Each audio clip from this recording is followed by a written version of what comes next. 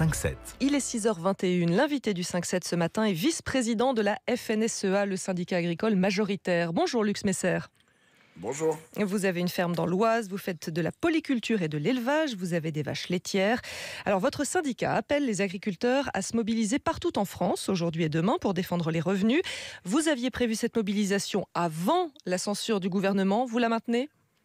Alors bien sûr, on la maintient puisque on était sur la partie peut-être la plus importante, c'est la capacité à dégager du revenu sur nos exploitations. On voit bien que c'est compliqué ces dernières années, encore plus cette année avec l'excès d'eau ou en grande culture, en viticulture, les rendements sont pas au rendez-vous et que les charges sont très élevées. Donc il était important qu'on puisse aller échanger, discuter, voir aussi dans la grande distribution si vraiment toute la loi est appliquée sur la partie coût de production essentiellement. Et ça vaut le coup même si vous n'avez plus d'interlocuteur au gouvernement pour le moment ?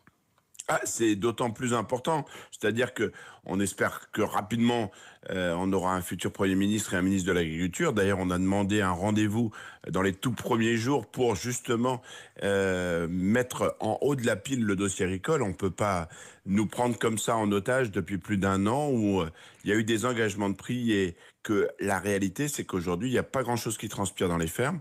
La colère monte, il est urgent que on puisse être entendu et donc cette action, elle va être aussi vis-à-vis de la restauration collective, vis-à-vis des cantines, des hôpitaux, où on le voit bien, c'est que régulièrement, c'est dans ces éléments-là qu'on rencontre tout ce qu'on importe et qu'on ne produit pas chez nous. Alors cette colère, on l'a déjà vu ce week-end avec des agriculteurs qui ont déversé du fumier devant certaines permanences, voire qui les ont quasiment murées, comme celle de François Hollande à Tulle. En quoi ça vous aide, ça ? Alors, c'est symbolique, hein. Vous avez le petit mur devant la permanence de François Hollande.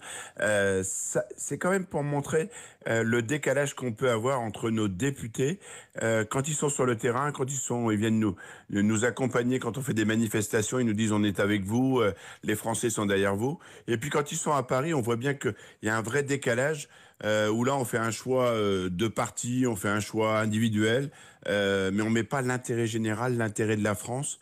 Et donc il était important qu'on aille discuter avec eux, leur dire que on a besoin d'eux. Avec ceux qui ont voté la censure.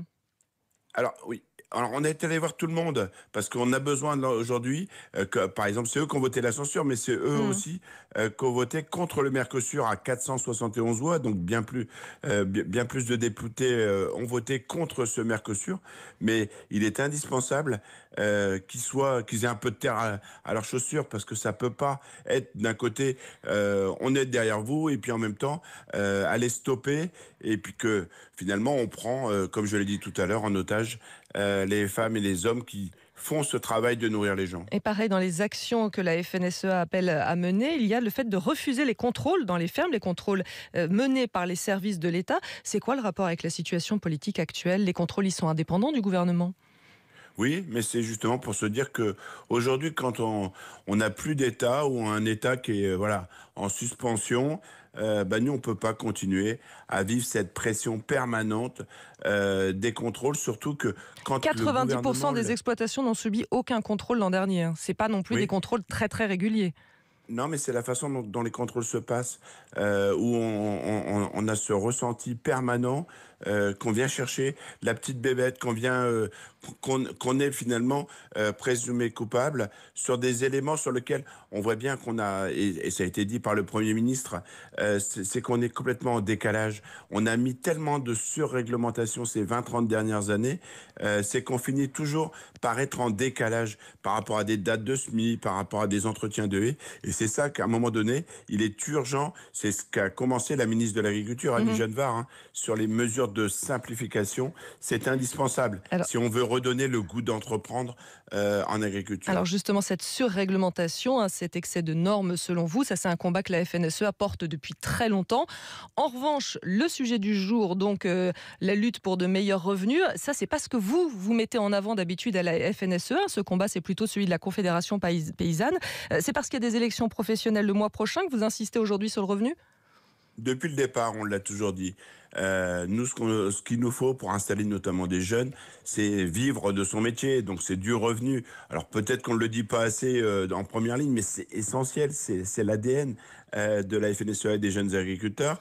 Mais derrière le mot en vivre, c'est aussi qu'on ait un métier qui soit vivable. C'est pour ça que c'est aussi les conditions de notre métier sont aussi importantes aujourd'hui. C'est la capacité de prendre un petit peu de temps de repos. Quand on a de l'élevage comme moi, c'est la capacité de prendre un week-end sur 2 ou un week-end sur 3 pour que aussi le côté vivabilité, c'est ça qui fera que les jeunes ne feront ou pas ce métier. Quand on sait qu'aujourd'hui on fait plutôt 15 heures de plus par semaine qu'une autre profession, il est indispensable de travailler aussi sur ces conditions. Mais le revenu, vous avez raison. Alors si les autres syndicats le portent, tant mieux, parce que je pense que c'est des éléments où aujourd'hui il est indispensable. On a des métiers où on doit un niveau de reprise assez important, c'est-à-dire qu'il y a des capitaux pour pouvoir faire ce métier, que ce soit la valeur des vaches, la valeur du matériel, le foncier, pour que justement on donne les atouts à ces jeunes de faire ce métier demain. C'est indispensable. Lux Messard, il ne nous reste vraiment plus beaucoup de temps et j'aimerais quand même qu'on aborde le sujet du Mercosur, sachant que la présidente de la Commission européenne a signé l'accord vendredi dernier. Alors il faut encore que le texte soit ratifié par les États membres, par le Parlement européen. Ce combat, il n'est pas difficile à porter pour vous à la FNSEA quand vous avez un patron comme Arnaud Rousseau qui est président du conseil d'administration d'un très très gros groupe agroalimentaire, le groupe Avril, une multinationale qui est présente dans plusieurs pays, qui vient d'investir justement au Brésil. Peut-on mener à la fois la fronde contre un accord de libre-échange et être à la tête d'un géant agroalimentaire? En tout cas, ça brouille pas le message?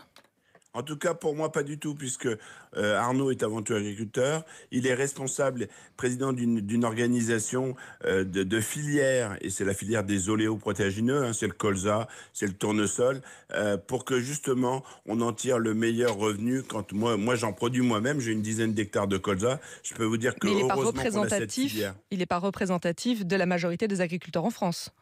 Alors, c'est pas on lui a confié une mission, et d'ailleurs il est élu par le syndicat pour nous représenter dans son conseil d'administration pour aller chercher la meilleure valorisation de la graine de colza, la graine de tournesol. Si on avait fait ça dans beaucoup de filières, à date d'aujourd'hui, justement, le revenu qu'on parlait tout à l'heure, il serait bien plus important. Merci. Et donc, sur le Mercosur, pour répondre à votre question, ce qu'on veut dire, c'est qu'aujourd'hui, ce rouleau compresseur qui a été porté par la Commission européenne, il faut à un moment donné le stopper. C'est pas possible d'aller signer cet accord qui n'est pas du tout équilibré. On va nous comparer, on va importer de la viande de volaille, on va importer du miel, on va importer du sucre qui n'est pas du tout produit avec les mêmes moyens de production. C'est ça qu'on dénonce, parce que derrière, c'est surtout de dire que la déléguer son alimentation serait une folie, alors que beaucoup de pays aujourd'hui